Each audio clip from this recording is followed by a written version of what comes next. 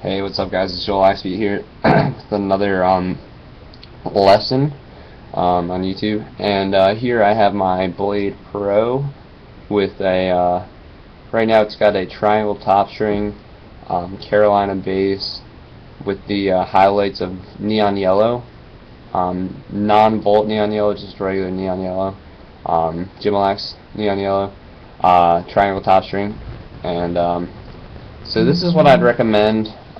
This is how you basically start stringing your head. I would recommend a 9-diamond triangle top string. The 9 diamonds really ensures that it keeps it tight, because with the less diamonds it'll force to stretch it out more rather than having the 10 diamonds, and that'll keep everything tight.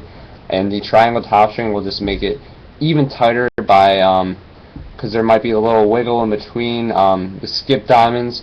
So you're just going to pull that wiggle out to the top, and that's really what the triangle top string does. Highly recommend it. If you're not going to do this, you could always do the basic 9-diamond top string or the basic 10-diamond top string, but this is probably the best way to go if you know how to do it. If not, watch my video on it. I could post a link, but I don't really know where it is. Just search how to string a triangle top string either on YouTube or on my channel, and I'm sure you'll find one immediately. So what I did, I actually started the triangle part is on the top hole, and the sidewalls or the base of the top string is started on the second hole. What I do is I loop it twice to make sure it's really nice and tight there. If not, it'll come out, or it could come undone by having not enough strings in there. The loop could come through. It might not pull it all the way to the side, make it a little uneven. You just want to make sure everything's tight. So next, what you're just going to do, you're going to stretch this mesh out. You guys know how to string a head, probably, if you're watching this.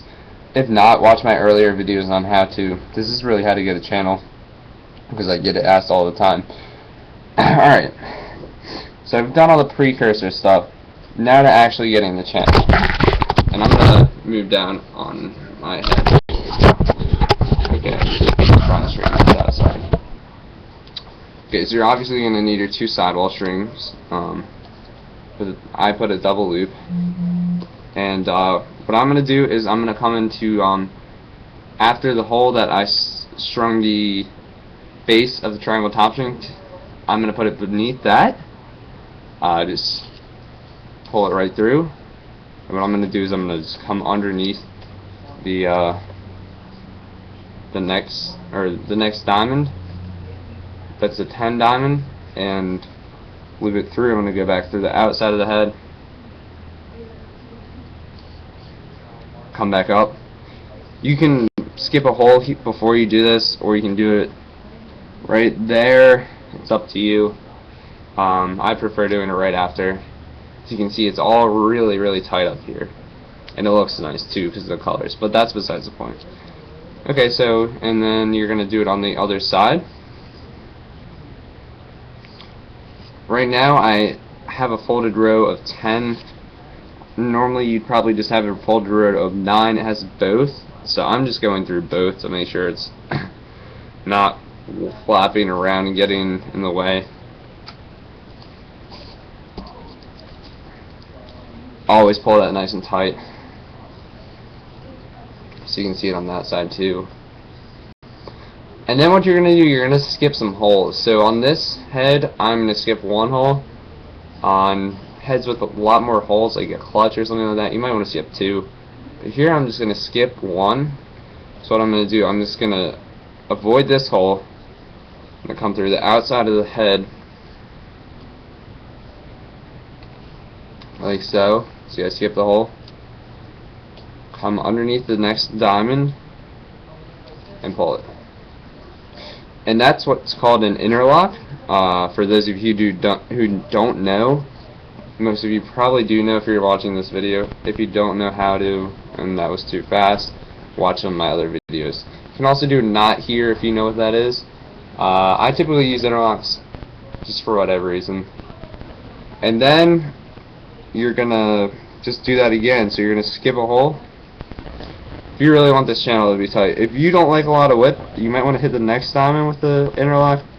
But if you do like a lot of whip and you want a nice channel, which I'm doing a tutorial on now, I'm going to skip another hole and do another interlock. So you're going to skip that hole, come through the outside of the head, underneath through the front face of the diamond and through that loop. You're just going to pull that down.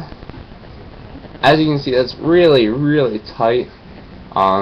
These are just, it has tension there, and that's what's going to form that channel. Got that? So once you got the front side, you're going to flip it over, do the other side. Everything's got to be the same on both sides, or it'll make a very, very crappy pocket. It's a lot easier when you dot it a lot.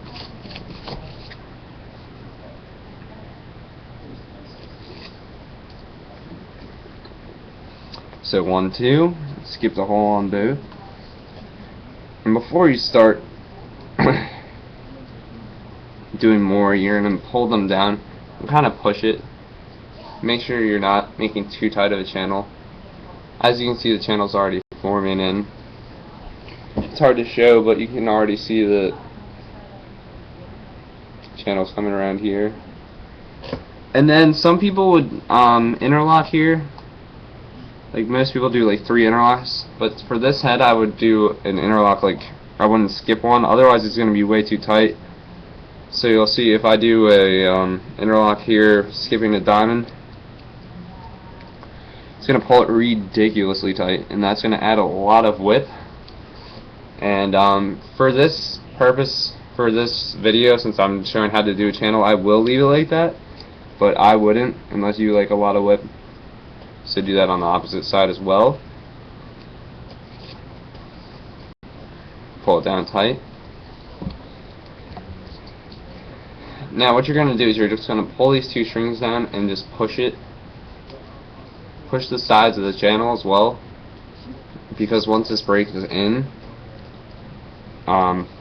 it's going to be the way it is when you push the channel.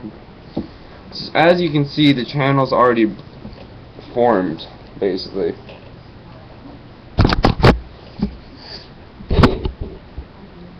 You can see that comes around here, it's tight,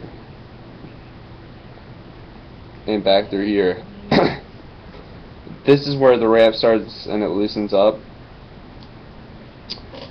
So since this is a pretty channelized pocket, next what you do is probably like a 1 and then maybe a 2. So what I do is I'd hit a 1 right here, so I just come underneath the diamond, hit through the outside of the hole, the head, come through. That's going to start to loosen your pocket, but it's not going to do it too drastically, so it doesn't give you a buttload of width. Do that on both sides.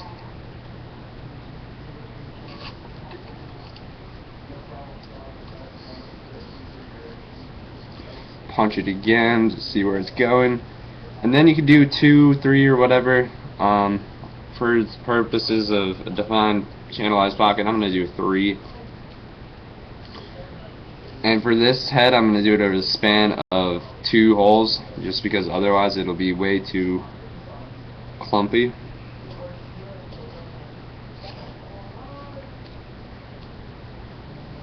I'll go in depth on this side. So you're coming through not 1, not 2, not, well actually yeah, 3, but 3. And then you're just going to stack them. So what you do once they're kind of flat like this, you get the lowest diamond and just push them all down on the string parallel to each other, and that'll bunch them up like that. That's how you want them. Then you're going to skip that hole, come through, come underneath, and bam.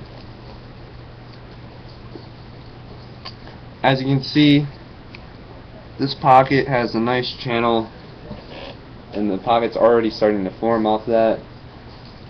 Look at that channel. See, this is a really illegal channel, but I want to just stress the channelness by making a really tight one. This is pretty illegal. Probably have a ton of width, but for video purposes, I'm doing this. The more channel, typically the more width you're going to get. Keep that in mind. Like I said in the first lesson, I explained everything you need to know about width almost. I don't like it a lot. Some people do, like I said.